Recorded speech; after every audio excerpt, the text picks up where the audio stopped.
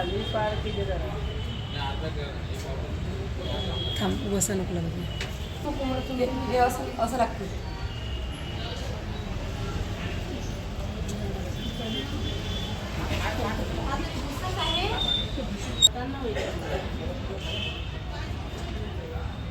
गाव कोणतं तुमचं? वाघोली. सोप्या वाघोली.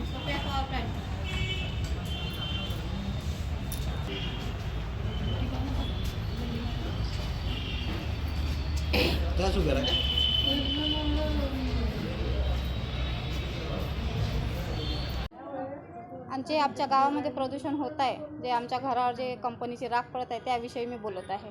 कोणत्या कंपनीची राख? सोप्या पॉवर प्लांट आहे. कोणतं गाव आहे तुमचं? वाघोली. काय समस्या आहे? राख समस्या आहे. हे जे वरून राख पडते ना ते आमच्या घरावर, तर आम्हाला त्याच्यापासून खूप त्रास होते. आमचे अंगणं काळे, आमचे घर काळे, हे पाणी बघा काळं काळं पाणी निघते त्याच्यावरून. आमच्या तब्येती खराब होऊन राहिल्या, आम्हाला अस्थमाच्या बिमाऱ्या होऊन राहिल्या सगळ्या. आमचे लहान लहान लेकरं आहेत, त्यांना ते पोटात चालली, हप्त्यातून 2 वेळा दवाखान्यात न्यावं लागते. आणि हे पानं दूषित सगळं, म्हणजे असं घरचं वातावरण सगळं दूषित आहे. जे वरून राख पडते ते आमच्या पाण्यावर, पिण्याच्या पाण्यावर, वापरण्याच्या पाण्यावर पडते. का आम्ही सकाळी उठल्याबरोबर ते पाणी असं हातात पण घेऊशा नाही वाटत. काय मागणी आहे तुमची? मागणी अशी आहे का आमच्या गावात जे प्रदूषण होत असेल त्यापासून काय समस्या, म्हणजे त्याच्यासाठी काय समस्या निर्माण होते ते तुम्ही आम्हाला सांगा.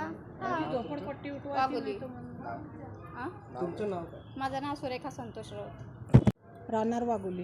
काय नाव आहे आपलं? सिंधू शरद राठोड. काय समस्या घेऊन आल्या? आम्ही या राखीसाठी समस्या घेऊन आलेलो कारण की राखीची खूप आम्हाला तकलीफ होते.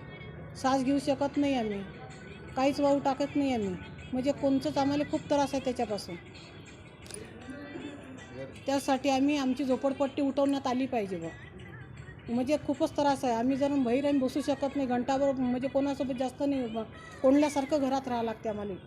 रात दिवस घरातच राहावं लागते. समजा जिल्हाधिकाऱ्यांना काय मागणी आहे? आमची झोपडपट्टी उठून द्यायची बरोबर आम्हाला कुठेही 2 किलोमीटरवरही जागा दिली तरी चालते आम्हाला.